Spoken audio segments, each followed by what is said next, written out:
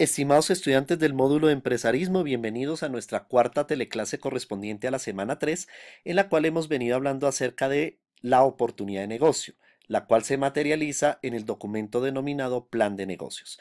La sesión anterior vimos todos los aspectos relacionados con el estudio técnico, en el cual identificamos la infraestructura de recursos, equipos, materiales, la ubicación o la localización a través de la planometría interna y externa, y todas las condiciones o el proceso necesario para fabricar o comercializar los productos y servicios que vamos a ofrecer en nuestra nueva empresa.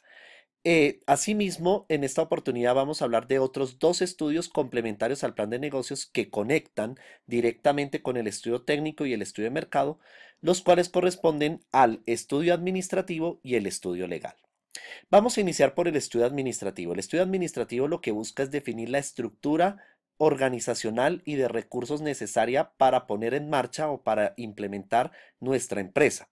En este sentido, cabe destacar algunos aspectos que son necesarios o que conectan con el estudio técnico directamente. En el estudio técnico, recordemos, ahí definimos qué talento humano debe involucrarse, qué perfil debe tener el talento humano que debe involucrarse en nuestra empresa.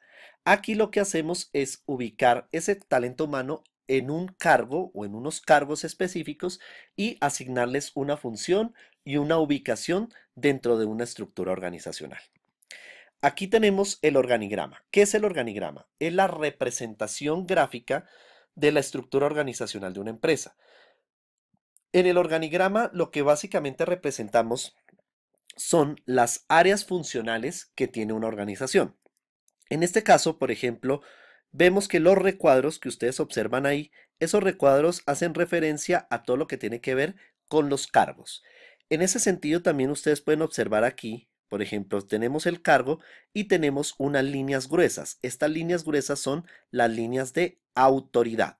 En ese sentido, aquí vemos, por ejemplo, eh, la jerarquía que nosotros tenemos establecida en el organigrama. Por ejemplo, tenemos el cargo de director general, gerente general de la droguería.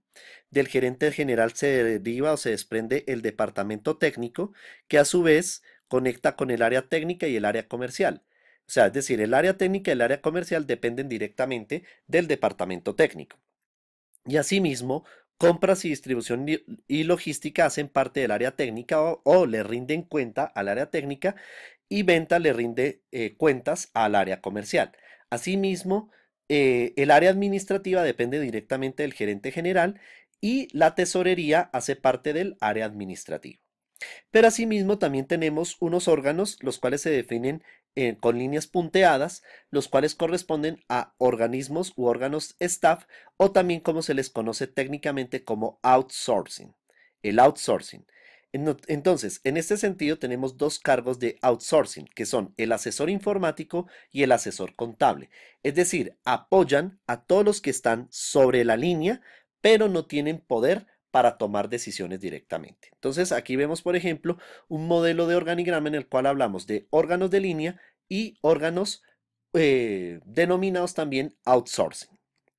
En este organigrama también, como ejemplo, observamos lo mismo. Todo lo que tiene que ver con las líneas de autoridad, que son los órganos de línea, que ustedes aquí los ven en el diagrama o en el organigrama, y están los outsourcing, que son en este caso tres cargos o áreas pertinentes. Bueno, es importante que aparte de definir el organigrama, la organización defina la razón de ser, es decir, su misión, que ese concepto de la misión es la filosofía o la razón de ser de una empresa, que también nosotros la definimos como el concepto de negocio en teleclases anteriores, la visión, que es hacia dónde se ve esta empresa en un horizonte de tiempo específico, en este caso puede ser 3 o 5 años, los objetivos, que son esos resultados, esos logros a corto, mediano y largo plazo que buscamos como empresa, las políticas, que son los lineamientos necesarios que guían la conducta de los colaboradores de una organización, los principios que se requieren como que se relacionan con las máximas o la filosofía axiológica, el cuerpo de valores necesario que debemos tener en cuenta en la empresa, y todo ello es lo que se define como direccionamiento estratégico. Entonces, en el estudio administrativo también es importante definir el direccionamiento estratégico, la misión, la visión, los objetivos, las políticas, los principios y los valores. Como en el estudio técnico hemos identificado el perfil del personal o el talento humano, el recurso humano necesario para apoyar la actividad o la puesta en marcha de la empresa, aquí lo que hacemos en el estudio administrativo es estructurar el manual de funciones. Entonces, el manual de funciones es prácticamente la guía que debe tener un trabajador o un colaborador en la organización, en este caso, para desempeñar sus labores de tal manera de que se ponga en marcha la idea de empresa. Entonces, en este sentido, hay cuatro contextos de ese manual de funciones. El primero es el nombre del cargo. Hay que tener claridad sobre el nombre del cargo. Si vamos a hablar de un auxiliar de servicios farmacéuticos, un regente en farmacia, un administrador, eso hay que tenerlo muy en cuenta en el manual de funciones.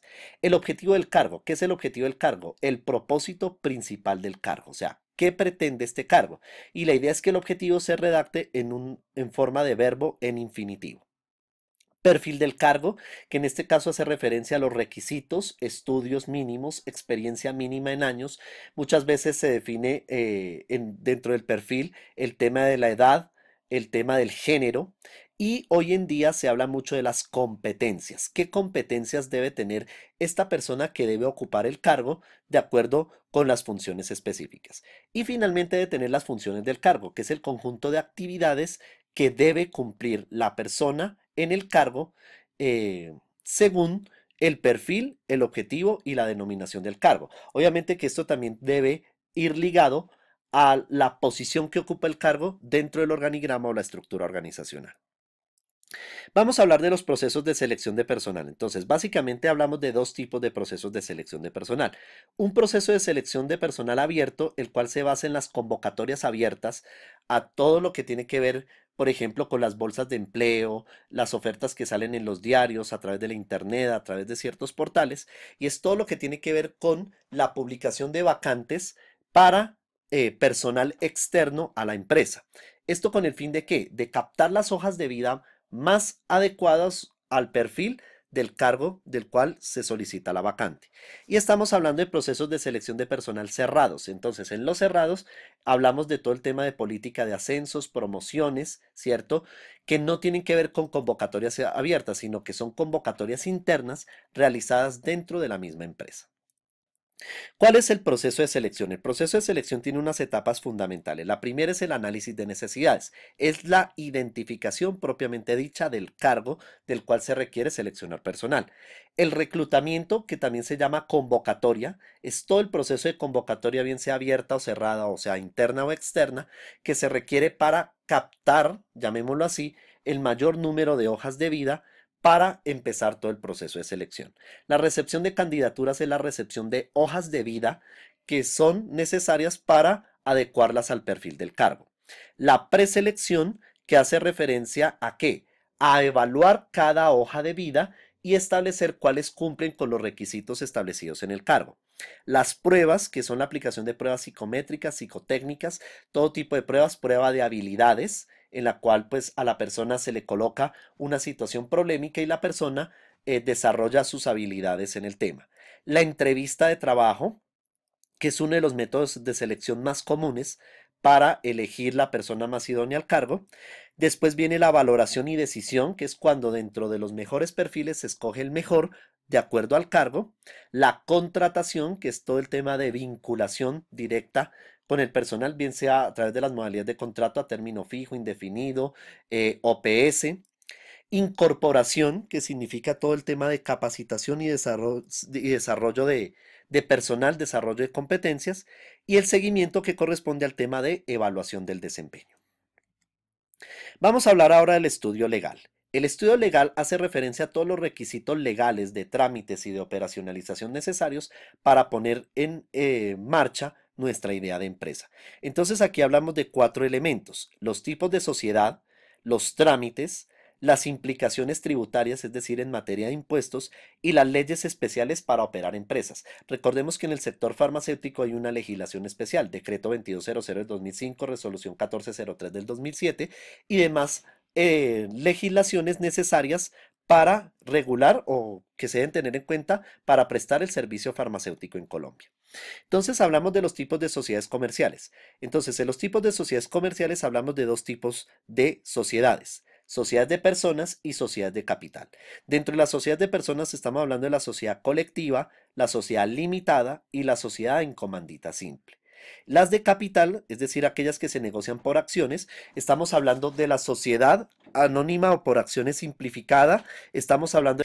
Entonces, hablamos también de las sociedades en comandita por acciones y por favor yo les recomiendo que ustedes revisen la clasificación de los tipos de sociedades, es decir, establezcan la comparación de todas las sociedades comerciales, que eso lo pueden revisar a través de el Código del Comercio y también hay páginas enfocadas hacia la comparación de los tipos de sociedades comerciales.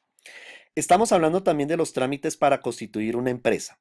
Entonces, en este sentido, hablamos de cuatro tipologías de trámite. La primera son los trámites comerciales que tienen que ver con la matrícula mercantil, el registro mercantil, la escritura pública y la inscripción de libros. Todo eso se hace a través de las notarías o también de las cámaras de comercio de las jurisdicciones respectivas.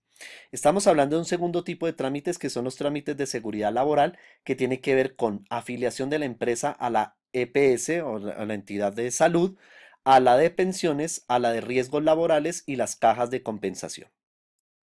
Estamos hablando también de los trámites de funcionamiento que tienen que ver con el tema relacionado con el uso de suelos, el concepto del cuerpo de bomberos, de sanidad, que todo eso, y ojo porque es importante el concepto de sanidad, ya que nosotros directamente tenemos que ver con medicamentos y obviamente ustedes saben que el INVIMA y las secretarías de salud hacen fuerte inspección frente al tema relacionado con la dispensación, venta y comercialización de medicamentos. Entonces, esos trámites de funcionamiento se gestionan directamente ante las alcaldías, las curadurías y demás entes locales. Y tenemos los trámites tributarios que tienen que ver directamente con la Dirección de Impuestos y Aduanas Nacionales DIAN, en todo lo que tiene que ver con el régimen de pago de impuestos, régimen común, simplificado. También tenemos que ver con el tema relacionado con el NIT, número de identificación tributaria, y el RUT, registro único tributario. Les recomiendo que por favor revisen la página www.crearempresa.com.co, donde encuentran todos estos trámites ya más detalladamente y que ustedes lo pueden referenciar y consultar. Finalmente, hablemos de los aspectos sociales y ambientales. ¿Por qué? Porque aparte de que hay que cumplir unos requisitos legales para operacionalizar, es importante también tener en cuenta el entorno social y ambiental que rodea a las empresas. Entonces, en ese sentido, cabe mencionar cantidad y calidad de empleos generados. Es importante mirar si nuestra empresa genera ese tipo de impactos. Las ventajas que la nueva empresa trae para la comunidad y la sociedad en general. Recordemos que hoy en día se habla de un concepto que es el tema de la responsabilidad social empresarial. Es cómo la empresa satisface no solamente a unos clientes directos, sino también a unos grupos de interés. Efectos sobre la cultura y las condiciones de vida en la sociedad. Ustedes cuando vean Proyecto Integrador 3 se van a dar cuenta del tema de la medición de este impacto cultural, riesgos que vayan a tener los trabajadores al realizar labores con la empresa. De hecho, también uno de los trámites que se tienen en cuenta son los trámites precisamente ante la ARL, o sea, la Administradora de Riesgos Laborales, los riesgos de contaminación de la empresa y sobre todo en tema de medicamentos hay que tener mucho cuidado porque como muchos de ellos son componentes químicos, es importante velar por el buen tratamiento de los residuos que estos puedan generarse y mecanismos de mitigación del impacto ambiental. Es como la empresa ajusta sus políticas ambientales con el fin de preservar los recursos que tenemos. Obviamente, pues no solamente con el agua, el aire, sino también contaminación visual y otros aspectos muy importantes a tener en cuenta. Estimados estudiantes, cualquier inquietud que tengan con respecto a estas temáticas, por favor no duden en consultarlas o formularlas a través del foro de la semana 3. De igual forma está mi correo electrónico, el cual lo socialicé en la primera teleclase para que por favor me escriban cuanta inquietud tengan con respecto a los temas. Por favor revisen este material, estas presentaciones, por cuanto estas se tomarán en cuenta en la respectiva guía de aprendizaje número 2. Mil gracias a todos.